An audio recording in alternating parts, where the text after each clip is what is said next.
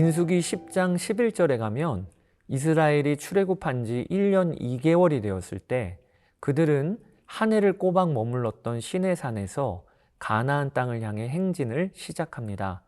그런데 그 모습은 애굽에서 나올 때와는 전혀 달랐습니다. 그들은 더 이상 애굽에 종살이하던 오합지졸의 모습이 아니었습니다. 대신 하나님의 군대로 그 위상과 면모를 갖춘 백성이 되어 있었습니다. 그렇게 될 수 있었던 것은 어제와 오늘 민수기 1장과 2장에 걸쳐 하나님이 200만의 인구 규모를 갖춘 이스라엘을 잘 조직해 주셨기 때문입니다. 민수기 1장에선 각 지파별로 인구 계수를 하라 하셨죠. 그리고 그 인구 계수가 마치자 오늘 본문인 2장에 들어와서는 하나님이 행진할 때 그리고 광야에서 자리를 잡고 수경할 때 어떻게 이동하고 또 어느 순서로 자리를 잡을지를 알려주고 계십니다. 그림과 함께 내용을 살펴보시겠습니다. 일단 이스라엘 백성들이 자리를 잡고 텐트를 치면 백성의 중심에는 항상 성막이 자리를 잡았습니다. 이것은 하나님이 그들 정중앙에 항상 계시다는 것을 보여주는 것이었습니다. 그리고 성막 주위로 레위 지파가 각 가문별로 나뉘어 동서남북으로 자리를 잡습니다. 성막 가까이에서 제사를 드리고 또 이동 시에는 성막과 성물을 옮기는 일을 레위 지파가 감당한 것이지요. 자, 이제부터는 각 지파별 진 배치입니다. 여러분 보시는 그림에서 성막의 문이 향하고 있는 동쪽 방향으로는 유다 지파를 필두로 유다, 이사갈, 스불론, 이들은 다 레아의 아들들입니다. 이 세 지파가 자리를 잡습니다. 이들은 이동할 때 제1대로 행진을 했습니다. 그리고 남쪽에는 르우벤 지파를 필두로 르우벤, 시므온, 갓 지파, 이 세 지파가 자리를 잡습니다. 이들은 레아와 레아의 하녀 실바의 아들들인데 이동할 때는 제2대 두 번째로 행진을 했습니다. 우리가 여기서 알아야 할 것이 행진할 때 동쪽과 남쪽 진영의 지파들이 행진을 하면 그 다음에는 레위 지파가 성막과 성물을 가지고 백성 가운데에서 행진을 했다는 것입니다. 그러니까 진을 치고 자리를 잡을 때나 이동을 할 때나 성막과 성물은 항상 백성의 중앙에 있었다는 것이지요. 자, 이번에는 서쪽에 있는 지파들입니다. 성막 서쪽에는 에브라임을 필두로 에브라임, 므낫세, 베냐민 지파, 이들은 라헬의 아들들인데 이 세 지파가 자리를 잡습니다. 그리고 그들은 행진할 때 제3대, 세 번째로 행진을 했습니다. 마지막 성막의 북쪽에는 단을 필두로 한 단, 아셀, 납달리 지파가 자리를 잡습니다. 이 세 지파는 야곱 집안의 여종들이 낳았던 아들들 지파입니다.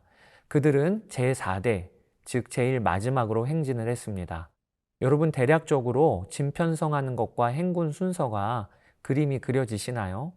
좀 더 자세하고 세부적인 행군 순서는 민수기 10장에 가면 다루어질 것이나 대략적으로는 동남서북 총 4개의 진영이 있고 동남서북 이렇게 순서대로 이동했다.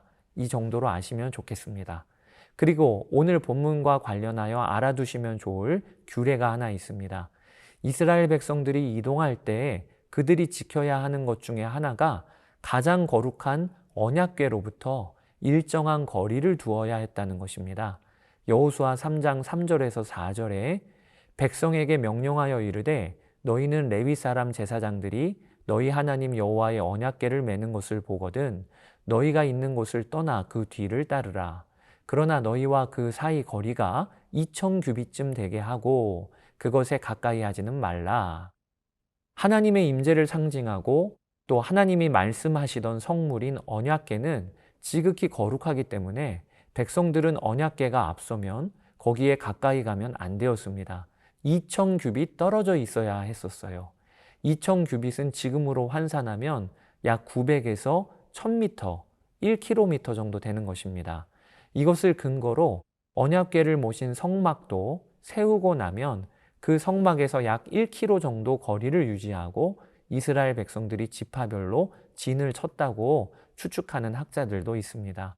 물론 제사를 드릴 때는 성막 동쪽 문으로 나아갈 수 있었지만 평소에는 2000규빗의 거리를 두어야 했다는 것이지요. 여러분, 구약의 이스라엘 백성들은 늘 거리를 두어야 했던 언약궤. 그런데 지금의 우리는 어떻지요? 예수 그리스도로 말미암아 성령 하나님이 내 안에 오셔서 내 안에 말씀을 떠오르게 하시고 새겨주시는 일이 벌어진 것입니다. 이것을 생각하면 얼마나 놀라운 일인지요. 사랑하는 여러분, 오늘 민수기 2장을 보면서 이스라엘 백성들의 모든 삶의 중심에 성막이 있었음을 주목합시다.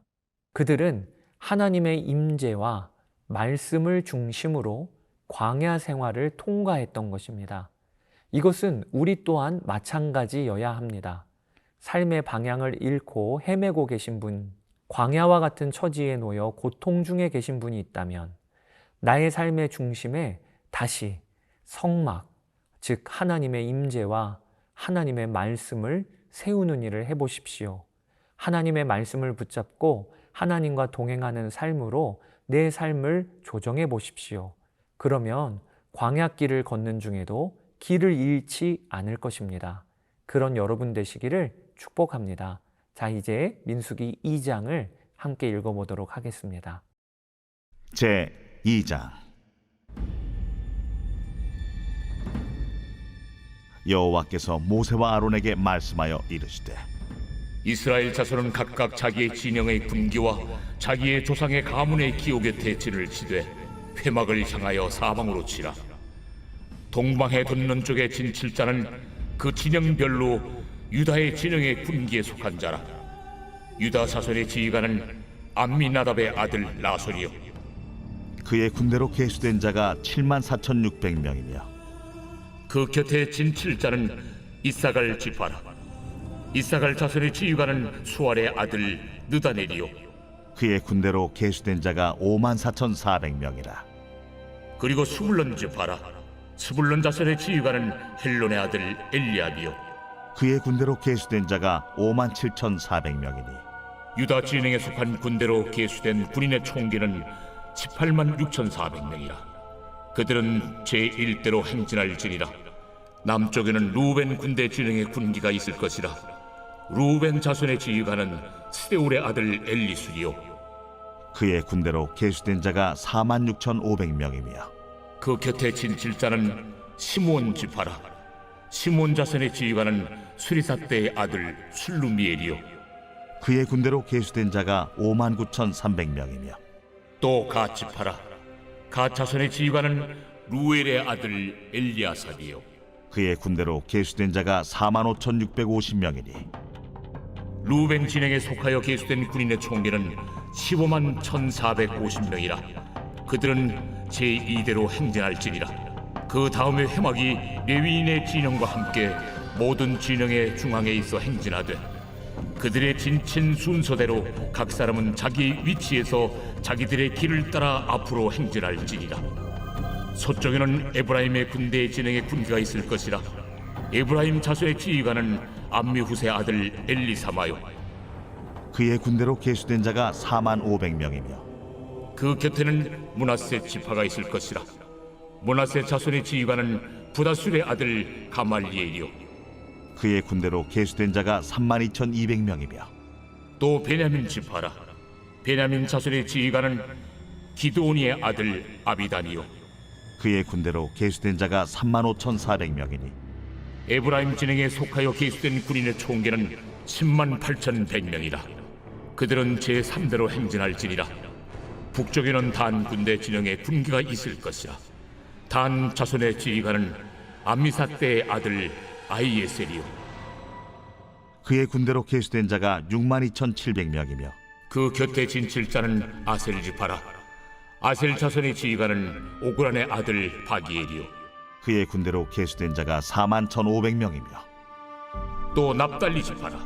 납달리 자손의 지휘관은 에난의 아들 아히라요, 그의 군대로 계수된 자가 53,400명이니 단의 진영에 속하여 계수함을 받은 군인의 총기는 157,600명이라. 그들은 길을 따라 후대로 행진할지니라.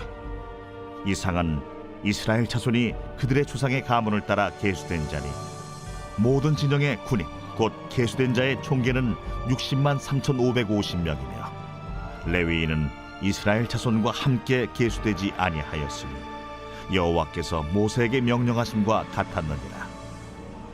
이스라엘 자손이 여호와께서 모세에게 명령하신 대로 다 준행하여 각기 종족과 조상의 가문에 따르며 자기들의 길을 따라 진치기도 하며 행진하기도 하였더라.